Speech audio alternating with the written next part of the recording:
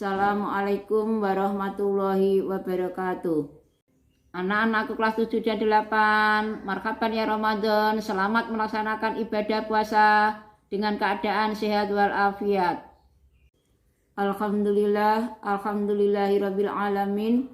Namadu wa nasta'in wa nastaghfiruh wa na'udzu billahi min syururi anfusina wa min sayyiati a'malina. May yahdihillahu fala mudhillalah wa may yudlil fala hadiyalah.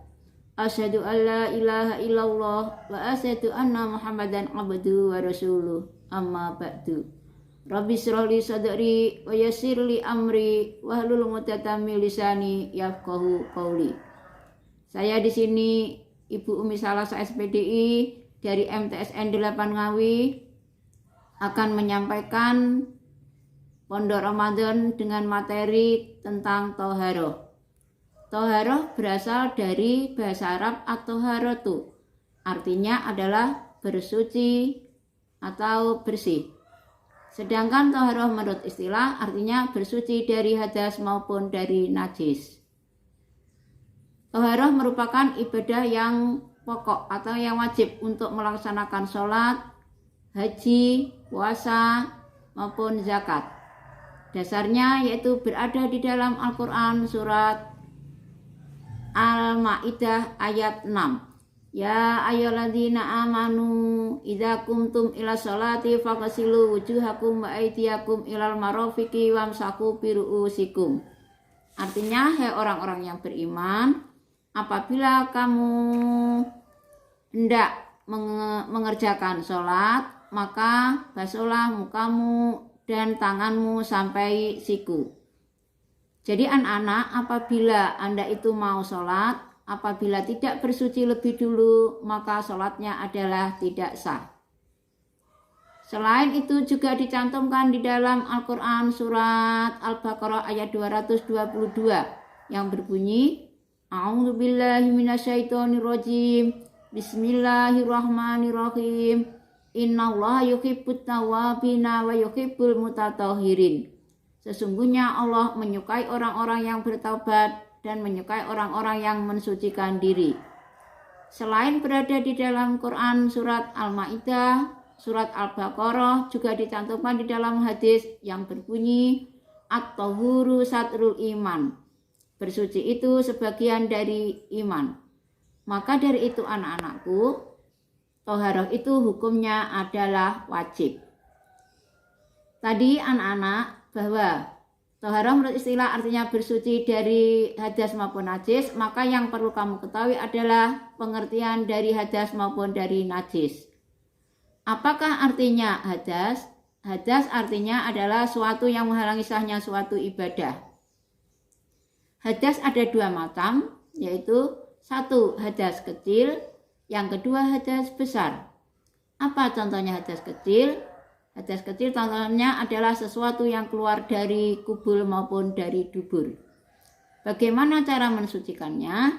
Cara mensucikannya adalah dengan berwudu. Kalau tidak ada air maka bisa diganti dengan tayamum. Yang kedua adalah hadas besar. Apa contohnya hadas besar? Contohnya menstruasi, keluar mani, setelah hubungan suami istri, wiladah, nifas. Bagaimana cara mensucikannya? Dari hadas besar, cara mensucikannya hadas besar adalah dengan cara mandi besar. Kalau tidak mendapatkan air, maka bisa diganti juga dengan tayamum. Bagaimana niatnya untuk melakukan mandi besar? Niatnya adalah Bismillahirrahmanirrahim.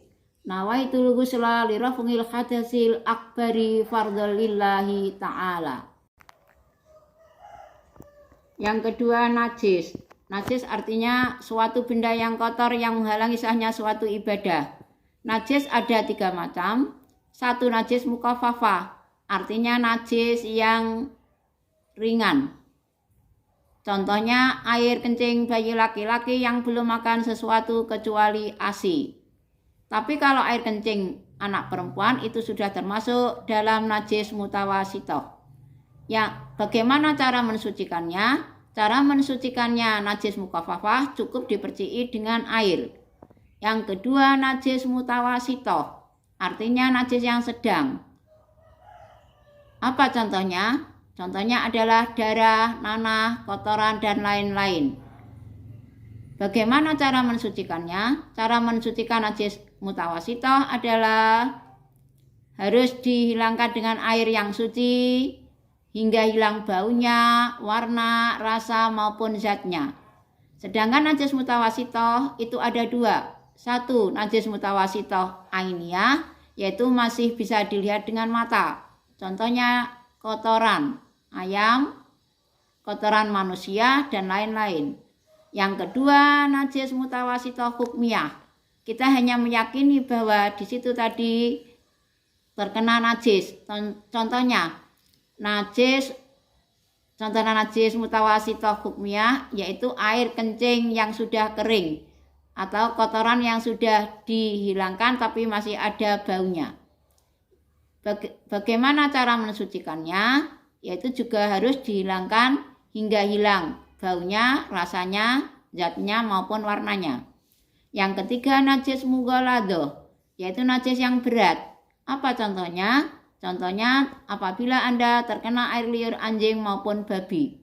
Bagaimana cara mensucikannya? Yaitu dibasuh dengan air sebanyak 7 kali, salah satunya dicampur dengan debu. Sedangkan air yang suci itu yang dipergunakan untuk toharoh itu harus air mutlak, yaitu air yang suci dan mensucikan. Jumlahnya ada 7 macam. 1. Air hujan, air laut, air sungai, air sumur, air embun, air es, dan air dari mata air. Cukup sekian dulu materi tentang toharoh. Wassalamualaikum warahmatullahi wabarakatuh.